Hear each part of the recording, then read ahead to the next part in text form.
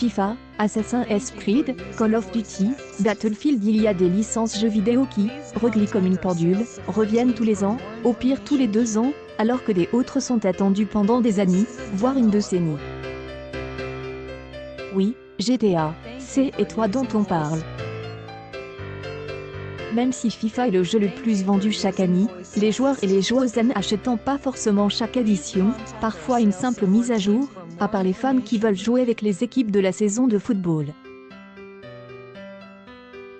Il en va de même pour presque tous les jeux de sport. La franchise Assassin's Creed a, elle, mis le holà et pris le temps de faire sa révolution, ou rédemption c'est selon. Dans le domaine du jeu de guerre, Call of Duty en tient toujours un jeu principal par an, avec Vanguard disponible depuis le 5 novembre, tandis que Battlefield a réduit la cadence et mise sur un jeu tous les 2-3 ans, et son lot de contenus additionnels. Le dernier en date, Battlefield 2042, est sorti le 19 novembre. Pour tenir son rythme de sortie, Call of Duty fait appel non pas à un studio principal mais 3, sur un roulement de 3 ans et sous la houlette de l'éditeur Activision. Chacun a sa spécialité, voire sa sous-franchise, avec le studio Infinity Ward pour les Modern Warfare, Treyarch pour les Black Ops, et Sledgehammer Games pour les assistés et surtout pour Wii, son Soldarian.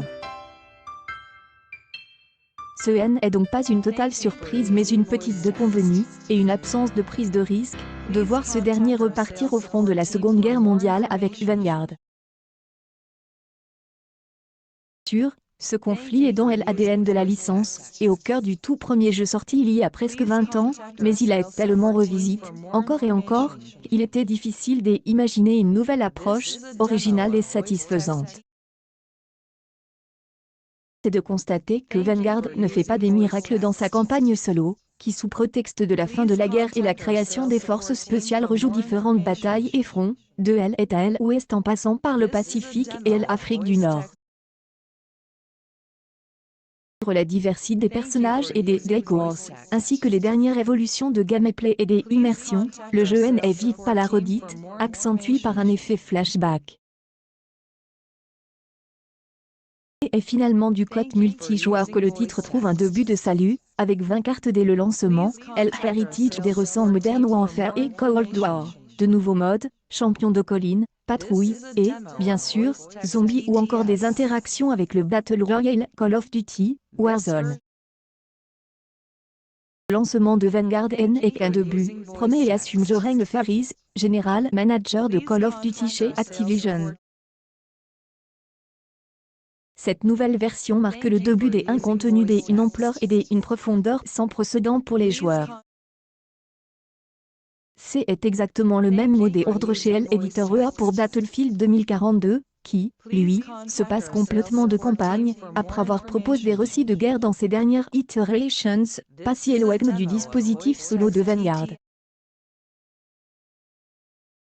La guerre se veut ici moderne, avec un contexte de futur proche où les États-Unis et la Russie s'affrontent sur fond de crise des réfugiés, totale, avec des batailles spectaculaires à plus d'une centaine de joueurs et surtout multiples.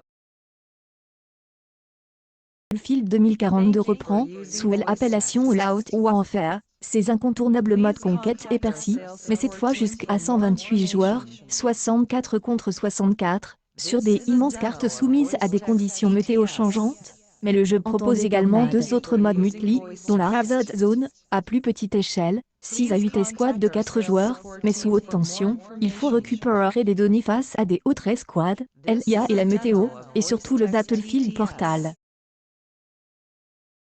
Peut-être l'avenir, ou un avenir du jeu de guerre. Mode est en fait un portail qui permet aux joueurs et joueuses de personnaliser paramètres, modes, cartes, armes des apres différents et précédents jeux Battlefield 2042, 1942, Bad Company Z, Battlefield 3, et ainsi créer leur propre expérience de jeu et la partager avec la communauté. Le potentiel est énorme, et pour mal citer Rainbow, c'était magique.